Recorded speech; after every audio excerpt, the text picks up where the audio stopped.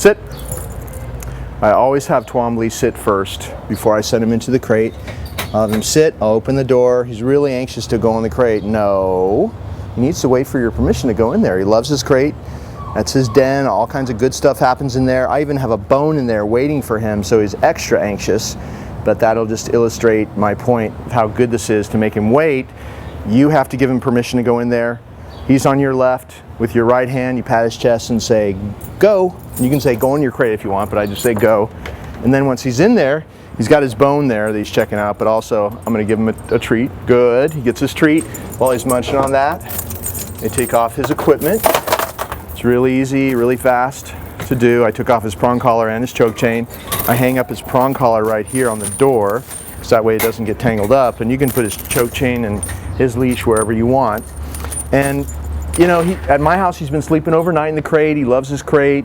He was in the beginning trying to get out of it, but he doesn't anymore because I made sure that all kinds of good stuff happened in the crate. We gave him peanut butter bones and other kinds of bones and things, chewies to work on in there, and that's where I fed him whenever we were finished with training and he needed more to eat. I'd feed him in his crate. Every time he goes in his crate, he gets a treat. Every time I go in to get him out of his crate, he gets a treat. So he really started to associate the crate as a very positive, happy place.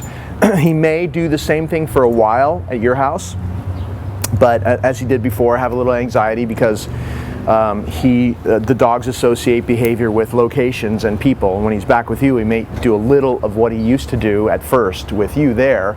But if you continue to do what I've been doing here, that should lessen quite a bit. And all you have to do is make sure you have a secure crate, so no wire crates or anything like that, flimsy wire crates any dog can get out of. So solid plastic crate with a solid door, and it's going to be a lot better for him. And you can get these at any pet store.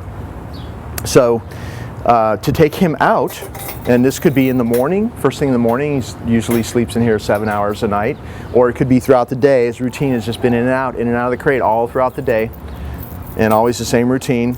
I put on the choke chain first because of course the choke chain is for safety only. It hangs loose around his neck, so it's not for training. It's a lot, it's longer than the choke chain, so the choke chain takes up the pressure from the leash, and the prong collar takes up the pressure from the leash. The choke chain is hanging loose. If the prong collar ever comes off, then the choke chain comes into play, and you never lose your dog. So that's why we always use it, and it helps sometimes. So it's good to have as a backup, but we never use this for training. All the pressure would be right there. It's a chain, it's metal, it's very old school, old fashioned, and dangerous to your dog. So you don't want to be yanking him around on a choke chain. That's not the way we do it anymore. Prong collar may look scary, but it closes with the same pressure all the way around, the back of the neck as well as the front. And you've seen throughout the video how I use it. It's just to be used as a little signal at times. There's no yanking on it, correcting him so that it hurts. It's not supposed to be used to cause him pain. So when I'm going to take him out of the crate, I'm going to open the door first. The first thing he gets is a treat. Good for waiting and not bursting out. And then to put this on, I put my hand through the choke chain, and then as he's taking that treat out of my hand, I just slip it over his head. It's very easy to do. And then actually, it's better if you, that's so easy to put on, it's better if you hook the leash up to the prong collar, just like that. Make sure it's not twisted, and you could let it hang like that. That would help you. And then before you give it to him, another treat. Good. See how he thinks good things happen inside the crate. Good things happen whenever we interact with him in the crate. So that's why he loves waiting there for us. So I've got the prong collar ready to go on the leash. I just reach in there. He's finishing up with his treat. I hook him up, and then I make sure that I'm also hooked up to the choke chain. And you clip the leash to both the choke chain and the prong collar, both on the same clip. And then he needs to wait. If he ever tries to come out before you release him, you say no. And give this a little token slam like that.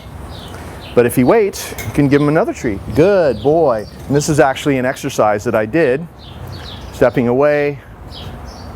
Good. Coming back if he waited. Good. It's all about the boundary. It's all about you controlling this boundary. If you're the one that controls the boundary to his den, and that's the way he thinks as his den, then you're much more powerful in his life. He's much more likely to listen to you out in public as well if you control one of his most important boundaries here. So that's one of the reasons why we do this.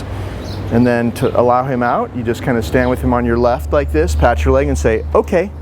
He'll come out.